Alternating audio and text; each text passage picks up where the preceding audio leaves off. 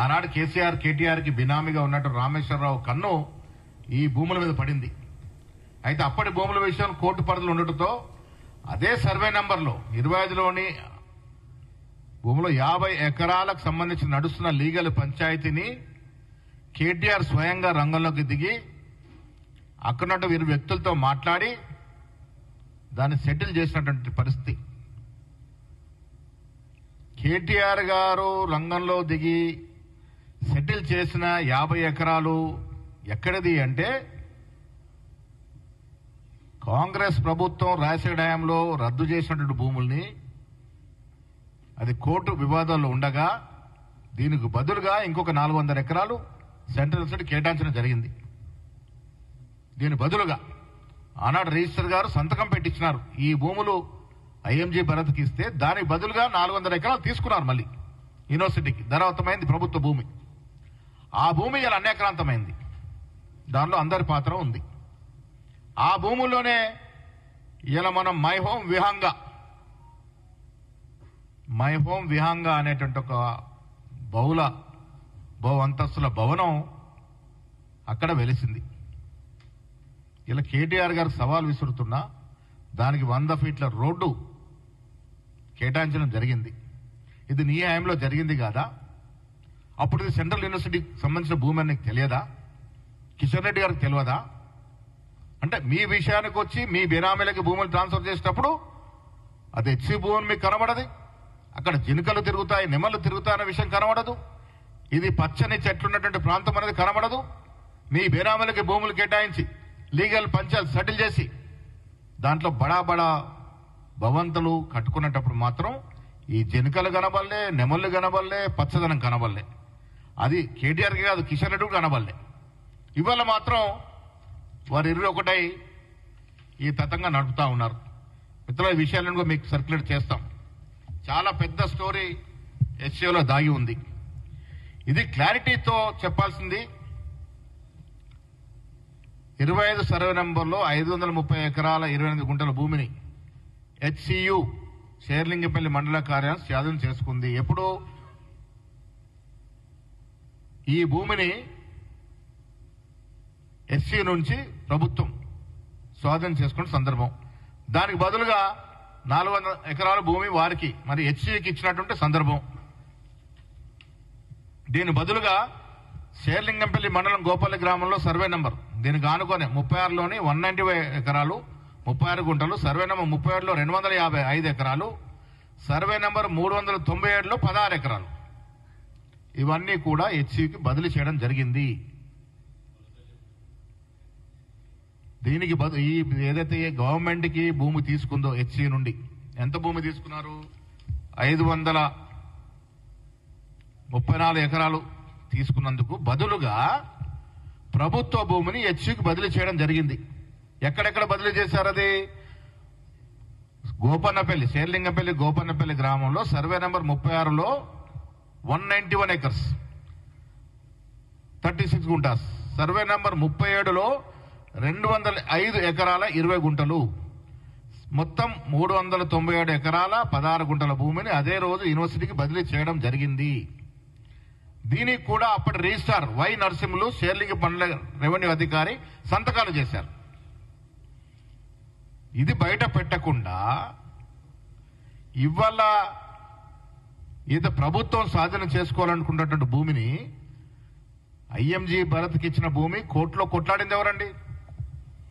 ఆనాడు చంద్రబాబు నాయుడు ప్రభుత్వం భూమి కేటాయిస్తే దాని మీద కోర్టు కేసు వేసింది ఎవరు? రాజశేఖర రెడ్డి గారు, కాంగ్రెస్ ప్రభుత్వం. ఇవాళ స్వాధీనం చేసుకుంటుంది ఎవరు? కాంగ్రెస్ ప్రభుత్వం, రేవంత్ రెడ్డి గారి ప్రభుత్వం. దీంట్లో మసివూసి మారడికాయ చేసే విధంగా విద్యార్థులను రెచ్చగొడుతూ వారికి సదుపాయాలు కలగజేస్తూ రాజకీయ లబ్ధి పొందే ప్రయత్నం కేటీఆర్ చేస్తా ఉన్నాడు. దీనికి కిషన్ రెడ్డి గారు వత్తాసు పలుకుతా ఉన్నాడు. అసలు ఈ భూమి ఇచ్చిన ఘనత ఇందిరాగాంధీ గారిది. చంద్రబాబు నాయుడు బదలాయింపు చేస్తే మళ్ళీ వెనక్కి తీసుకొచ్చిన ఘనత రాజశేఖర రెడ్డి గారిది. ఇవాళ ఆ భూమిని కోర్టు నుంచి మళ్ళీ ప్రభుత్వం అదుపు తీసుకున్న ఘనత కాంగ్రెస్ ప్రభుత్వం, రేవంత్ రెడ్డి గారి ప్రభుత్వానికి. దీన్ని రాద్ధాంతం చేసి రాజకీయ కోణంలో లబ్ధి పొందే ప్రయత్నం కేటీఆర్ చేస్తా ఉన్నారు. ఇది ప్రజలు అర్థం చేసుకోవాల్సిన అవసరం ఉన్నది. ఇవాళ పర్యావరణం గురించి కిషన్ రెడ్డి గారు మాట్లాడుతున్నారు, కేటీఆర్ గారు మాట్లాడుతున్నారు. నేను వారికి మీ ద్వారా అడుగుతా ఉన్నాను, మైహోం రామేశ్వరరావు భూములు కేటాయించినప్పుడు బీజేపీ పార్టీకి పర్యావరణం గుర్తుకు రాలేదా? యూనివర్సిటీ భూములో మైహోం వేగంగా నిర్మించి 100 కోట్లు సంపాదించినప్పుడు కిషన్ రెడ్డి, బండి సంజయ్కి అవి యూనివర్సిటీ భూములని, పర్యావరణం దెబ్బతింటుందని గుర్తుకు రాలేదా? నిద్రపోతున్నారా లేక ఇంకేమైనా లోపాయకారిగా జరిగిందా? ఎందుకు మీరు ఆనాడు మాట్లాడలేదు? ఎందుకు మాట్లాడలేదు? ఇవాళ ఎందుకు మాట్లాడుతూ ఉన్నారు? ఇది స్పష్టత ఇవ్వాల్సిన అవసరం కేటీఆర్ మీద ఉంది. సెంట్రల్ యూనివర్సిటీ భూముల వద్దకు వెళ్ళి బీజేపీ నేతలు మైహోం వద్ద దగ్గరికి ఎందుకు వెళ్ళట్లేదు? మైహోం విహంగా కట్టింది కూడా యూనివర్సిటీ భూమిలోనే.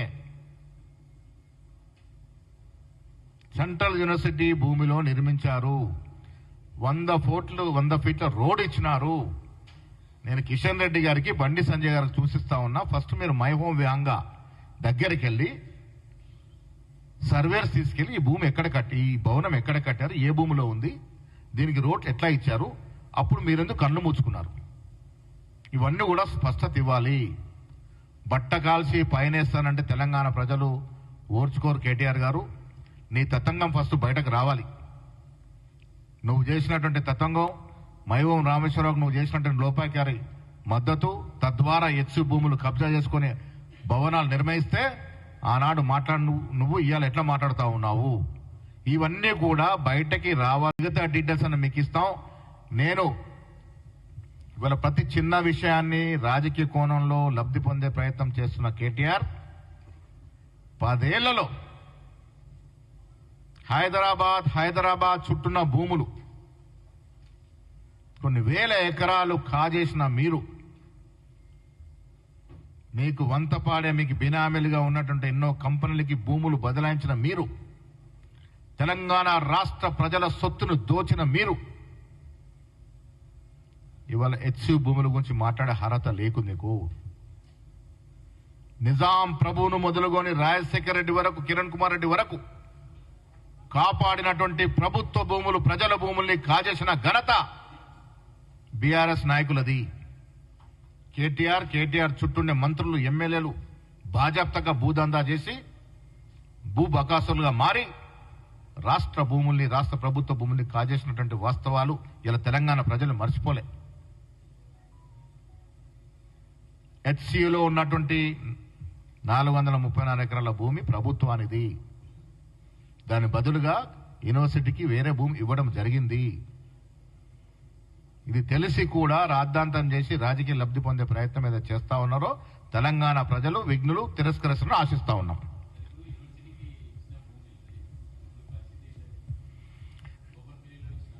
గోపన్నపల్లికి ఇచ్చిన భూముల్లో అన్యాక్రాంతమైంది, చాలా కబ్జాల గురైంది.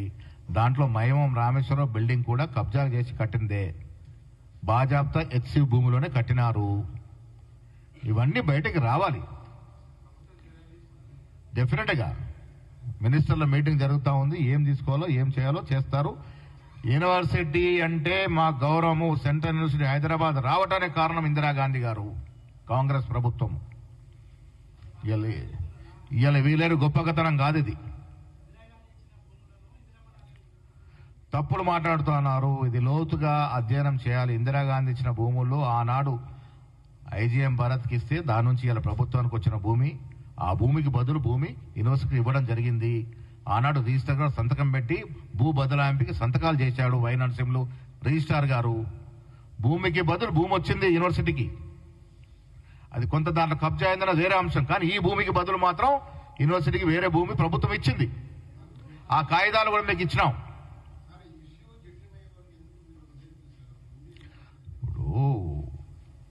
ప్రతిదాన్ని రాజకీయ కోణం చేసి బురదల్లే ప్రయత్నం చేసిన ప్రతిపక్షాలకి ప్రజలు వాస్తవాలు తెలుసుకోవాలి. ప్రజలు ఇవాళ తెలుసుకోవాల్సింది నిజంగా కూడా హెచ్సి భూములు ప్రభుత్వం లాక్కుంటుందా? లాక్కోవట్లేదే.